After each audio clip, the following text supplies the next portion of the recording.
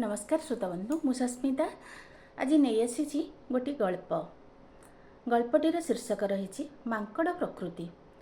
Eighty रचना करिसेंती कवि सौरभ कैलाश चंद्र बेहेरा।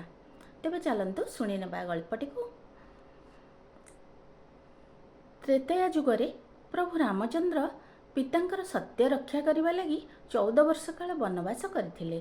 संगरे अनुज लक्ष्मण और पत्नी सीता देवी मध्य तांको सहित वनगमन करथिले।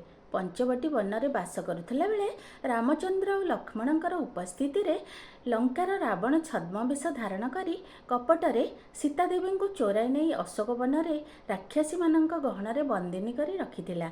सुग्रीव, अंगद, हनुमान, नल, नील, जाम्बमान एवं अन्यान्य अनेक भालू और मांकड़ मानक सहायता रे रामचंद्र समुद्र रे सेतुबंध बांधी लंका को गले और सेठारे रावण को सवंश मारी सीता को उद्धार करी आनिले। सेही दिन रामचंद्र मन में भारी आनंद देखा देइथिला, कारण बहु कष्ट करी एते दिन पर निजर प्राणप्रिया सीतादेवी को फेरी पाइथिले।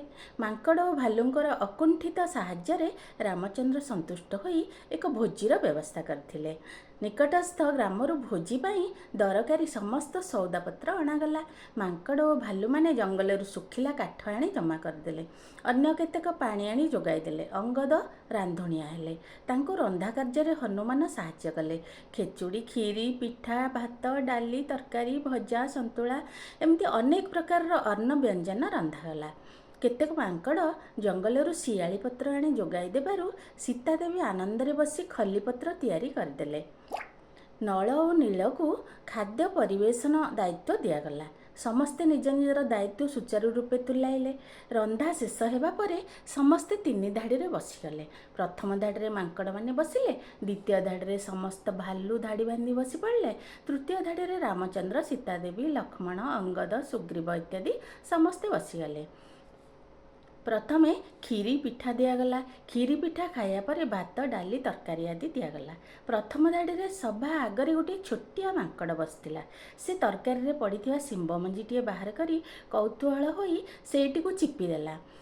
से चिपी देबा फଳରେ सिंब मंजीटी भितर दाना टिपच करी चोपा भितर बाहरी ऊपर को उठिगला।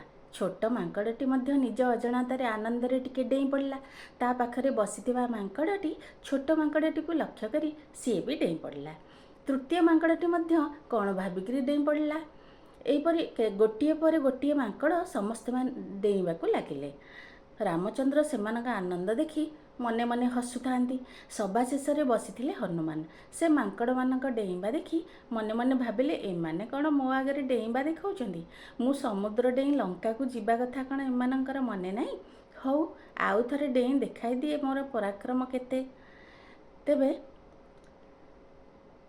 या परे आपण माने परवर्ती एपिसोड रे अवशिष्टांश शुणिया को पाइबे। तेबे एठी विराम दबा गल्पटी को।